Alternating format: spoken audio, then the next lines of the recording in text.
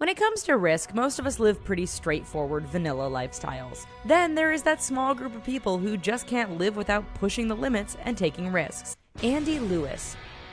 An all-around extreme athlete and thrill seeker, you'll find Andy Lewis wherever extreme balance and concentration is required. He is best known for his slacklining, often high up. One stunt involves walking a line at the Lost Arrow Spire in Yosemite, naked and with no safety gear. Not done there, Lewis upped the ante by walking between two hot air balloons over 1.2 kilometers off the ground. Wim Hof.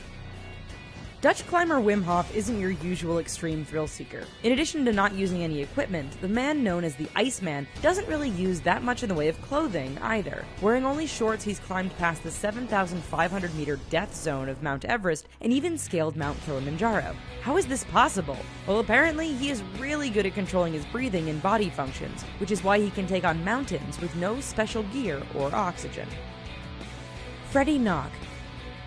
As we all know, tightrope walkers are a special breed of thrill seeker. Freddie Knock doesn't seem to care about that. In 2011, with absolutely no safety gear, the 45-year-old walked down the cable used for cable cars near the Swiss town of St. Moritz. Hundreds of feet above jagged rocks and ice, he walked for over 1.5 kilometers without a slip. Herbert Nitsch. When you think of daredevils, a lot of people don't think of water. That's where Herbert Nitsch comes in. The Austrian is a pilot by profession, but he's made his name under the waves. You see, Nitsch likes to dive really deep, and all using just one breath. First, he amazed onlookers when he dove to a depth of 214 meters. Elaine Robert.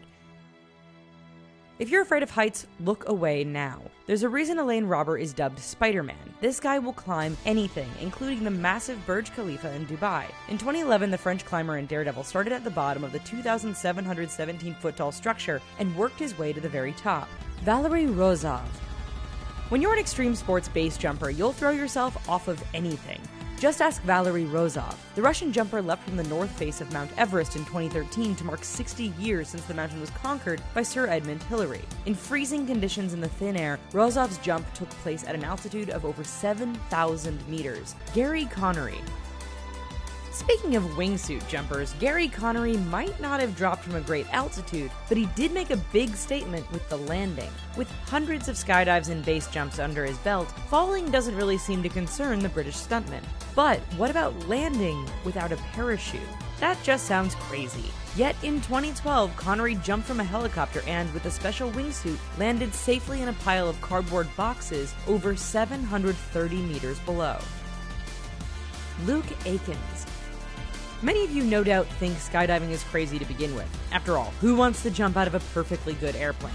Luke Aikens took that to a whole new level of insanity. The 42-year-old has made a lot of jumps, but recently he made the news by jumping without a parachute on purpose. With viewers watching nervously, Aikens fell over 7,500 meters before landing in a giant net. With that, he became the first skydiver to jump without a parachute and land safely. Felix Baumgartner. In 2012, daredevil Felix Baumgartner demonstrated that you don't need any sort of vehicle to break the speed limit, just yourself and good old gravity. Okay, and maybe a special balloon to take you up into the stratosphere. From nearly 39 kilometers up, the Austrian free fell and reached a speed of Mach 1.25, becoming the first person to break the sound barrier without the aid of a vehicle. Wow. Alan Eustache. 2 years ago, after Felix Baumgartner made his jump, Eustache secretly performed his.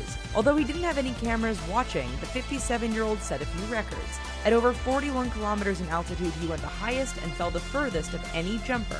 He's also no slouch for speed, as he was recorded going well over Mach 1 during his descent.